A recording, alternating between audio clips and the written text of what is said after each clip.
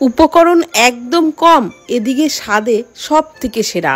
তো ইলিশের এই রেসিপি বর্ষার সিজনে একবার অবশ্যই ট্রাই করুন। একবার যদি বানিয়ে খান, একদম গ্যারান্টি দিয়ে বলছি বারবার এই পদ্ধতিতেই ইলিশ মাছ বানাবেন। তো এই রেসিপির জন্য এখানে আমি 6 পিস ইলিশ মাছ নিয়েছি। আর ইলিশ মাছের মধ্যে পরিমাণ মতো লবণ আর একটু হলুদ গুঁড়ো দিয়ে খুব ভালো করে মাখিয়ে নিচ্ছি। মাখিয়ে নেওয়া হয়ে গেলে অবশ্যই 5 মিনিট রেখে দেবো, তারপরই রান্নাটা শুরু করব। তো ততক্ষণে যতক্ষণ মাছটা মাখানো আছে ততক্ষণে একটা মশলা বানিয়ে নিচ্ছি। 1.5 চামচ সাদা সর্ষে একটা মিক্সির জারেতে নিলাম, 1/2 চামচ কালো সর্ষে আর 1.5 চামচ পোস্ত দিয়ে দিচ্ছি। আর নিয়ে নিচ্ছি 8-10টা মতো কাজু, দিয়ে দিচ্ছি পরিমাণ মতো লবণ আর 4টে কাঁচা লঙ্কা। এইবার দিয়ে দেবো অল্প পরিমাণে জল আর 1 টেবিল চামচ কাঁচা সর্ষের তেল। সমস্ত কিছু একদম মিহি পেস্ট তৈরি করে নেব।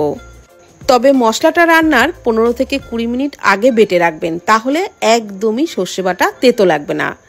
এইবার একটা ফ্রাইং প্যানের মধ্যে নিয়ে নিচ্ছি 1/2 কাপ টক দই। এই রেসিপির জন্য দইটা একটু বেশি লাগবে। পরিমাণ মতো লবণ, 1/2 চামচ করে হলুদ গুঁড়ো আর কাশ্মীরি লঙ্কার গুঁড়ো আর 1/2 চামচের একটু কম দিলাম ঝাল লঙ্কার গুঁড়ো, সামান্য একটু চিনি দিলাম।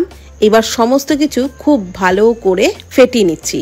এগুলো কিন্তু গ্যাস অফ করা অবস্থাতেই আমি ফেটিয়ে নিচ্ছি, এখনো কিন্তু গ্যাসে বসাইনি।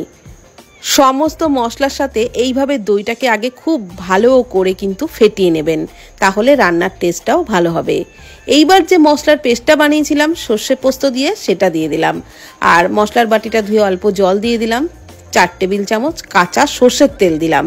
সমস্ত কিছু খুব ভালো করে আবারও মিশিয়ে নিচ্ছি।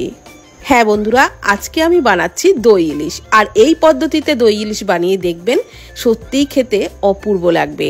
আর এই রেসিপির জন্য দইটাও কিন্তু একটু বেশিই লাগবে। তো মিশ্রণের ঘনত্বটা দেখিয়ে দিলাম কেমন রাখতে হবে। এইবার লবণ হলুদ মাখানো মাছগুলো ওই মশলার মধ্যে দিয়ে দিচ্ছি। আর মাছগুলো দিয়ে দেওয়া হয়ে গেলে চামচে করে মাছগুলোর উপর থেকেও একটু ঝোলটা লাগিয়ে দেবো। এইভাবে করে সমস্ত মাছের টুকরোগুলোর উপরে ঝোল লাগিয়ে নেব, তাহলে ঝোলটাও মাছের মধ্যে রান্নার সময় ভালোভাবে ঢুকে যাবে।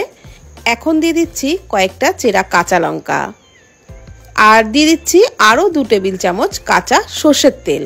এইবার গ্যাসে ফ্রাইং প্যানটা বসিয়ে ঢাকনা চাপা দিয়ে মিডিয়াম ফ্লেমে প্রথম 5 মিনিট কুক করে নিয়েছি। 5 মিনিট পর ঢাকনাটা সরিয়ে মাছগুলোকে একটু ওলটপালট করে নিচ্ছি, মানে নিচের দিকটা ওপরে দিচ্ছি যাতে মাছগুলো দুটো পিঠই ভালোভাবে সিদ্ধ হয়।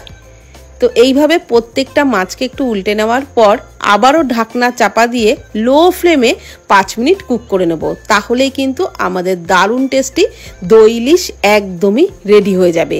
গরম ভাতের সাথে পরিবেশন করুন, আর কিছুই লাগবে না। এই দিয়ে একদম 1 থালা ভাত খাবেনই খাবেন, এতটাই কিন্তু টেস্টি হয়। তো ভিডিওটি কেমন লাগলো প্লিজ কমেন্টের মাধ্যমে জানাবেন। ভালো থাকবেন, সুস্থ থাকবেন, ধন্যবাদ।